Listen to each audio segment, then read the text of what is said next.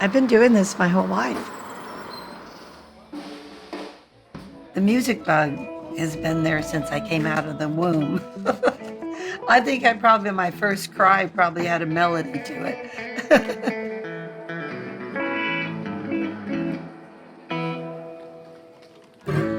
This cat's in the doghouse. This cat's in the doghouse. This cat's in the doghouse. Never gonna let him out. I was born in San Antonio in 1950. Then we moved to San Diego when I was 11. I started learning guitar when I was 16. 16 to 74 is how long I've been a musician in a band.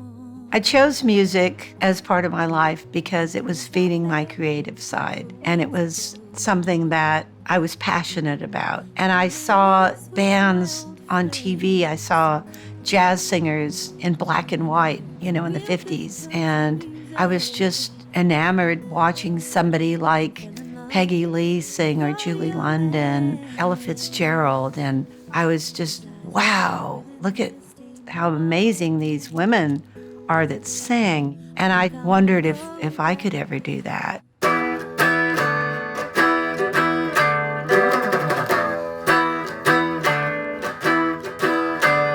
I want to get behind the wheel and drive,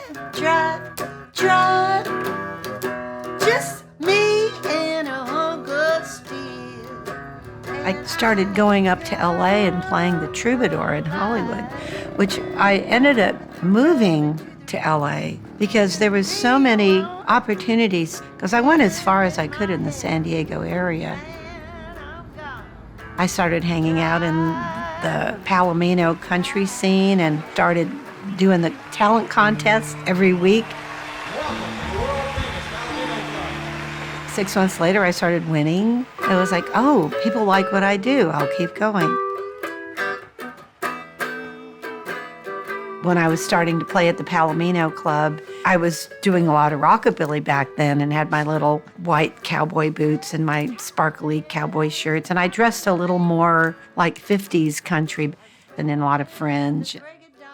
And I would do, songs by the Collins Kids or Elvis Presley or Janis Martin and Wanda Jackson. So they started calling me the Rockabilly Philly. And so when I did that album, I titled it the Rockabilly Philly. I just wanted to play the Troubadour and play in real places. I wanted to hit the big time. I wanted to be around people like John Prine and Bonnie Raitt and Linda Ronstadt, the Eagles. I wanted to be around those people. Those were professionals. So I ended up opening for a bunch of those people. I lived in Nashville, Los Angeles, and I always keep coming back to Texas. When I came back, Austin, Texas just threw its arms around me and said, welcome back.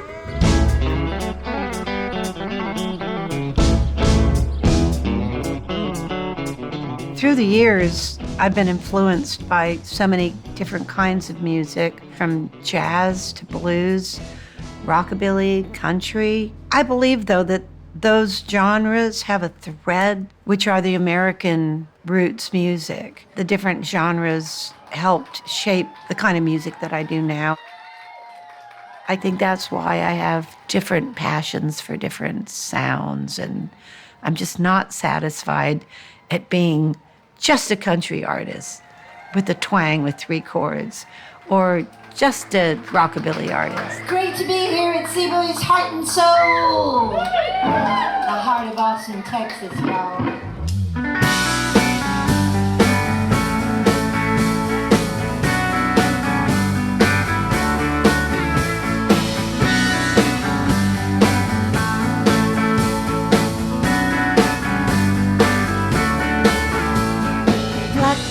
On my paper, sad words on my mind, from tears that fall down one straight. Performing live is just a real jolt for me.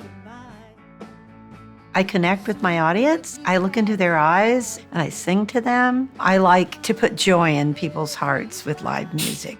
But The real reason that I've been there this whole time is because I'm so passionate about it, and it feeds me and it makes me feel good.